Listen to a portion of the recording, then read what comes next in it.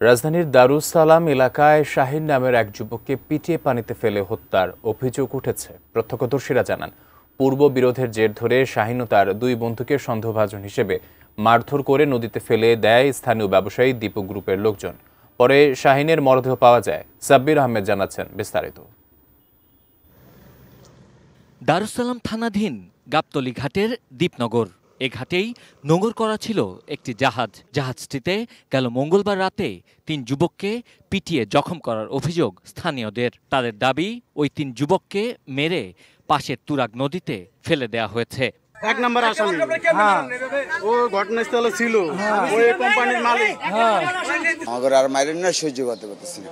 পরে আমি মাইরের আঘাতে পানিতে লাফ দিছি আর তার মাইরা পানিতে ফেলাই দিই। এর মধ্যে শাহিন নামে এক যুবকের মরদেহ বৃহস্পতিবার নদী থেকে উদ্ধার করা হয়।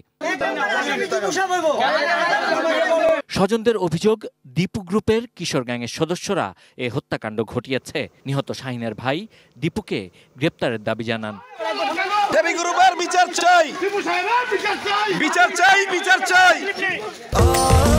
স্বাস্থ্যকর অল টাইম ফ্যামিলি কেক, সব সময় অল টাইম হেলদি লাইফ।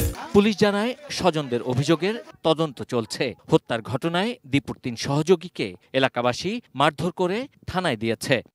স্থানীয়রা আটক করে 2-3 জনকে দিয়েছে, আমরা যাচাই বাছাই করে দেখছি বিষয়টা। এ ঘটনায় শাহিন নিহত হলেও নিখোঁজ আছেন আরও একজন, যে ছিল শাহিনের বন্ধু। জীবিত উদ্ধার হওয়া জাকিরও আহত অবস্থায় চিকিৎসা নিয়েছেন। বর্তমানে একটারা পাওয়া যাইতেছে না, আর এই মনে করেন একটারা এই যে পানিতে এই আজকে উড়ে নেওয়া হয়েছে, আর একটা মনে করেন ঢাকা ইয়াতে ভর্তি আছে পঙ্গুতে। এরা ওই যে দীপু গ্রুপ।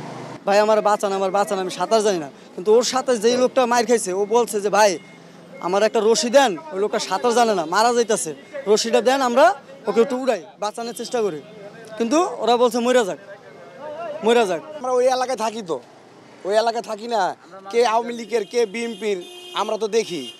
এর আগেও কয়েকটা ঘটনা দীপু সাহেব ঘটাইছে। ওর ক্ষমতা অনেক, ওয়ে মারতে পারবো। এই দেশে সরকার গেছে কিন্তু উয়ে যায় না। এই দেশে সরকার বলাইছে, আওয়ামী লীগ বলাইছে, উয়ে বলাই নাই।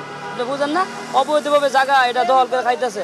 ময়নাতদন্ত শেষে শাহিনের মরদেহ পরিবারের কাছে হস্তান্তর করা হয়েছে। Sabbir Ahmed, ATN news, Dhaka.